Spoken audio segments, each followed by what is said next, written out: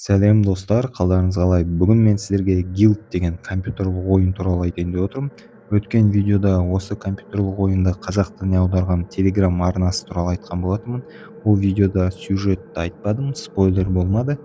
Енді ойынды аяқтап болған соң, ойынның оқиғасы туралы айтайын деп отырмын. Егер де сіздерге спойлер керек емес болса, бұл видеоны өшіріп, бірінші видеоны көріңіздер. Бұл жерде мен оқиға желісін айтамын. Бұл ойында біз Салли деген бойжеткен рөлінде ойнаймыз. Бір жыл бұрын Салли өзінің туысқанын әрі досын Эмили деген қарындасын жоғалтып алған. Үлкен кісілер мен полициялар Эмилиді іздеуді доғарған, бірақ та Салли бір жыл өтсе де әлі күнге дейін қағаздарды қалада жабыстырып жүреді. Тағы да айта кету керек, Салли деген штат Мэнде тұрады. Өздеріңіз білесіздер, Стивен Кингтің кейіпкері Пеннивайз бұл штатта тұрады. Сол деген романның кейіпкерлері сияқты бұл штаттың тұрғындары өте қатыгез болады. Кішкентай жасөспірім балалар Саллидің артынан қуалайды. Және де Салли бұзақылардан қашам деп таулардың арасында велосипедін бұзып алады. Және де оның қалаға қайту үшін күникулерге отыру керек болады. Оқиға осылай басталады бізде. Және де сол күникулерге отырған кезде Салли өзге әлем, басқа әлемге тап болады. Өзінің қаласы сияқты, бірақ та ішінде әртүрлі құбыжықтар, бұзылған ғимараттар кездестіреді. Саллидің қолында фонарь болады, және фонарьдың және жарықтың көмегімен ол құбыжықтарды өлтіреді. Alan Wake деген компьютерлік ойынды ойнап көрсеңіздер, осы Alan Wake'дің геймплейіне өте ұқсас. Және де бұл ойынның жанры survivor horror деп аталады.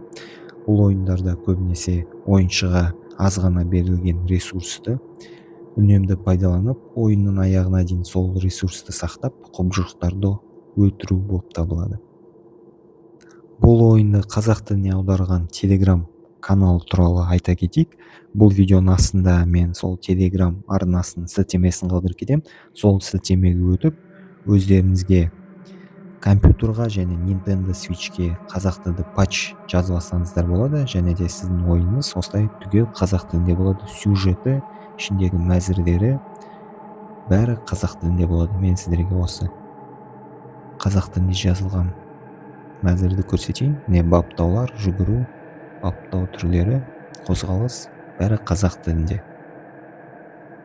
Достар, ойынның сюжетіне қайтып келейік. Салли күникулерға билет сатып алып, сол күникулер арқылы өзге әлемге тап болады. Ол әлемде Салли тұратын қала қорқынышты, жолдары бұзылған және адамдар жоғалып кеткен екен. Және сол қалада құбыжықтар өмір сүріп жатады. Және сол қалада жүрген кезде ол бір жыл бұрын жоғалып кеткен Эмили деген қарындасын көріп қалады. Және де Эмили деген қарындасын артынан қуып жүріп, оның Эмилидің күнделіктерін тауып алады. Және сол біз ойын барысында күнделіктің парақтарын жинап, Эмилидің күнделігін оқи аламыз. Егер де күнделіктерін оқысаңыздар, Эмили бір жыл бұрын жаңа мектепке ауысқан, және де сол жаңа мектепке келген кезде сол жердегі жергілікті оқушылар Эмилиді ұрып, булить еткен екен. Мектептегі буллингке ұшыраған, және де Эмили қатты сол жаңа мектепте жаңа адамдардан қатты күн көре алмай қиналып жүрген екен. Және де біз кітапты оқып жатып, сол Эмилидің күнделіктерін оқып жатып, Эмилидің бірақ үміті досы ғана болған атасы болыпты. Сол атасының арқасында Эмили қайғырмай, сол атасымен жақсы өмір сүріп жүрген екен. Бірақ та атасы ауырып қалып, ауруханаға түсіп, қайтыс болып кетеді. Және де сол кезде мектептегі буллинг, атасынан айырылу, депрессияның арқасында Эмили осы қорқынышты әлемге тап болған екен. Және де біз күнделікті оқып жатып, және де Эмилиді болашақта кездестірген кезде Эмили бізге Салли деген кейіпкерге реніші бар екенін айтады.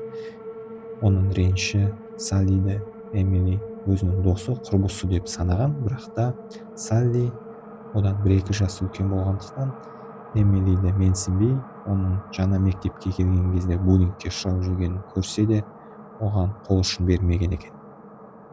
Не бұл компьютерлік ойын буллинг тақырыбын көтереді. Біздің қоғамдағы өзекті мәселелердің бірі мектеп оқушыларының арасындағы бір-біріне деген қатыгездікті көтереді. Және де біздің кейіпкер Салли өзінің қателігін мойындайды. Ол Эмилиге қол ұшын созбаған және де әлімжеттікті көріп жатса да, көрмегендіктей бәрімізде мектепте сондай болады деген сияқты көзқараста болғанын түсініп, Эмилиден кешірім сұрап, Эмилиді құтқарғысы келеді. Және де ойын барысында біз әртүрлі құбыжықтардан қашып жүреміз.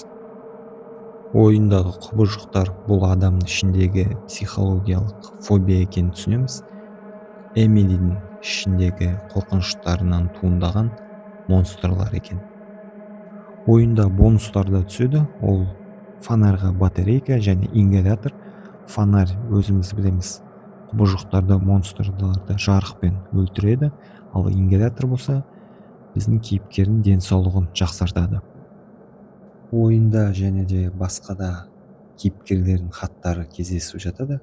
Біз айтып кеткендегідей, бұл штат Мэнде кішкентай қалашық, шахтерлік қалашық болған екен. Және де оның тұрғындары, жұмысшылар жерді қазып, шахтада кен орындарын қазған. Және де сол кен орындарының ішінде адамдарға бір ауру жұға бастайды. Адамдардың терілері қызарып, қотырланып, уақыт өте келе денелері тасқа айналады. Және де біз ойын кезінде де толығымен тасқа айналып кеткен адамдарды кездестіреміз. Егер де біз кәріптас, қызыл тастарды тауып, сол тасқа айналған адамдарға жақындасақ, олар күлге айналып, солардың ішінен бізге билеттің жартысы бір бөлігі шығады. Сондай билеттерді жинау керек негізі. Әр бөлімде өзінің белгіленген билет көлемі болады. Соларды іздеп, ойын кезінде бүткіл локацияларды қарау керек. Және де сол билет ең аяғында бізге керек болады. Ол жақсы финал, жаман финал, орташа финал деген сияқты 3 финал болады. Сол егерде ойынды өте жақсы финалға жақсылықпен аяқтағыңыз келсе, сол билетті жинау керек. Достар, менде орташа финал болды. Бұл ойында аяқталған кезде мен орташа финалмен шықтым. Ол қалай? Мен Эмилиді осы әлемде тауып алдым. Эмили маған өз ренішін айтты, бірақ сол кезде Эмилиді үлкен құбыжық шахтаға ұрлап алып кетеді.